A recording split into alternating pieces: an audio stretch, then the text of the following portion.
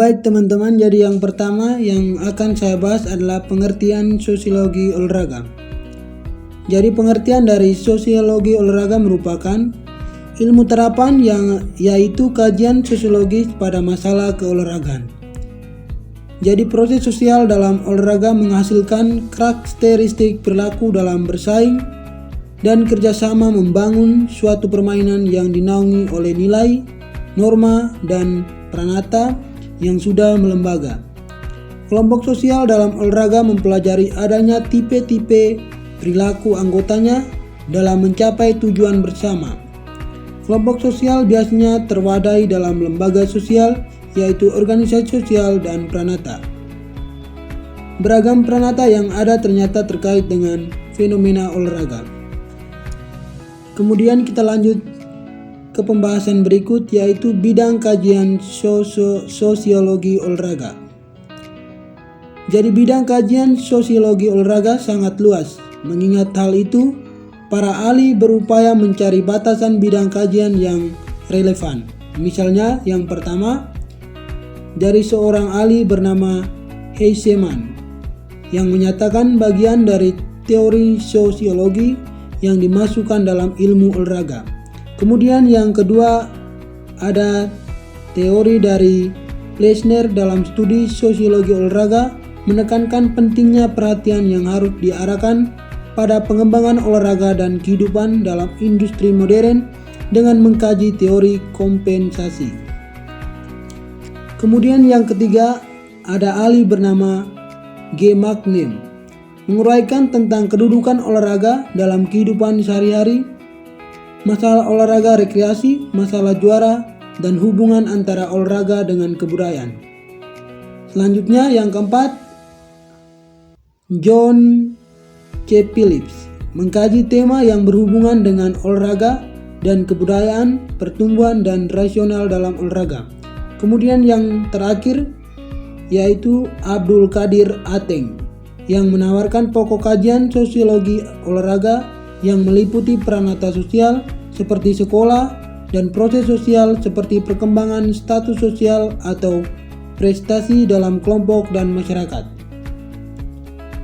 Kemudian di sini juga ada contoh-contoh sosiologi olahraga yang dinyatakan oleh Abdul Qadir Ateng. Contoh yang pertama, pelepasan emosi atau dengan cara yang dapat diterima masyarakat. Yang kedua, pembentukan pribadi atau mengembangkan identitas diri. Yang ketiga, kontrol sosial atau penyerasian dan kemampuan prediksi. Yang keempat, sosialisasi atau membangun perilaku dan nilai-nilai bersama yang sesuai. Yang kelima, perubahan sosial atau interaksi sosial, asimilasi dan mobilitas. Yang keenam, kesadaran atau pola tingkah laku yang benar.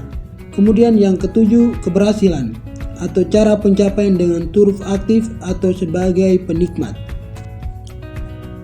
Dari berbagai definisi di atas, maka dapat disimpulkan bahwa olahraga sebagai suatu aktivitas yang melibatkan banyak pihak telah disikapi secara dinamis dari pemahaman terhadap yang dianggap sebagai aktivitas primitif untuk mempertahankan hidup, berubah menjadi proses sosial yang menghasilkan karakteristik perilaku dalam bersaing dan bekerja sama membangun suatu permainan yang dinaungi oleh nilai, norma, dan pranata lembaga. Kemudian kajian sosiologis juga berkaitan dengan kelompok sosial yang dapat dikenakan pada olahraga berdasarkan pada beberapa hal, yakni situasi, kondisi, dan struktur, serta fungsi kelompok olahraga. Syarat dengan situasi dan kondisi yang kental akan persaingan dan tata aturan yang relatif ketat sehingga tercipta rasa senang, santai, dan gembira.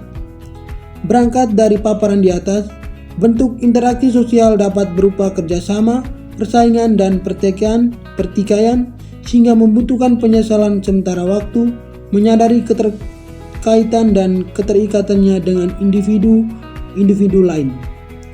Manusia membentuk kelompok sosial untuk memecahkan masalah hidupnya dengan menggunakan pendekatan ilmu sosiologi. Kemudian di video kali ini saya akan menjelaskan sedikit tentang mengapa olahraga perlu ditinjau melalui aspek sosiologi olahraga. Jadi, sosiologi olahraga menjadi bahasan menarik dalam konteks kajian lanjutan dari sosiologi secara umum. Dalam sosiologi olahraga, teori-teori sosiologi secara umum diimplementasikan untuk melakukan kajian berbagai fenomena dalam dunia olahraga. Sosiologi olahraga akan membahas tentang perilaku manusia dalam situasi olahraga baik secara individu maupun kelompok.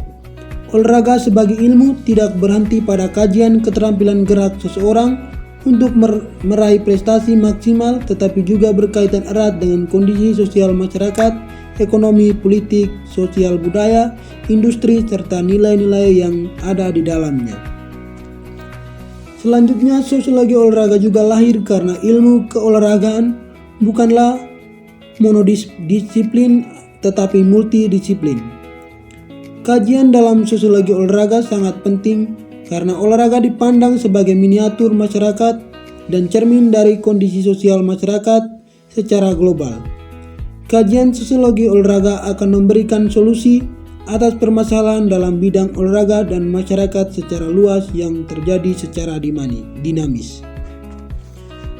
Kemudian yang terakhir adalah kesimpulan.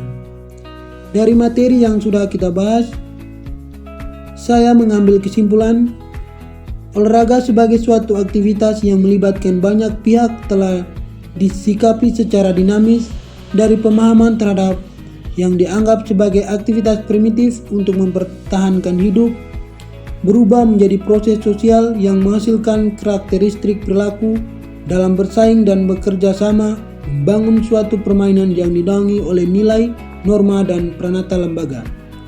Kajian sosiologis yang berkaitan dengan kelompok sosial dapat dikenakan pada olahraga berdasarkan pada beberapa hal, yakni situasi, kondisi, dan struktur, serta fungsi kelompok olahraga. Syarat dengan situasi dan kondisi yang kental akan persaingan dan tata aturan yang relatif ketat sehingga tercipta rasa senang, santai, dan gembira. Berangkat dari paparan di atas, bentuk interaksi sosial dapat berupa kerjasama, persaingan, dan pertikaian sehingga membutuhkan penyelesaian sementara waktu, menyadari keterkaitan dan keterikatannya dengan individu lain. Manusia membentuk kelompok sosial untuk memecahkan masalah hidupnya dengan menggunakan pendekatan ilmu sosiologi. Olahraga telah diapresiasikan sedemikian tinggi sebagai media untuk menunjukkan hegemoni, sehingga untuk menyelenggarakan dan menciptakan para pelakunya telah diupayakan berbagai pendekatan dengan melibatkan berbagai disiplin ilmu. Yang disebut pendekatan interdisiplin adalah pendekatan yang didasarkan pada pengetahuan dari ilmu psikologi, sosiologi, anatomo, dan fisiologi. Sedangkan pendekatan cross-disiplin adalah pendekatan yang difokuskan pada ilmu motor learning, psikologi olahraga, dan sosiologi olahraga. Sekian dan terima kasih.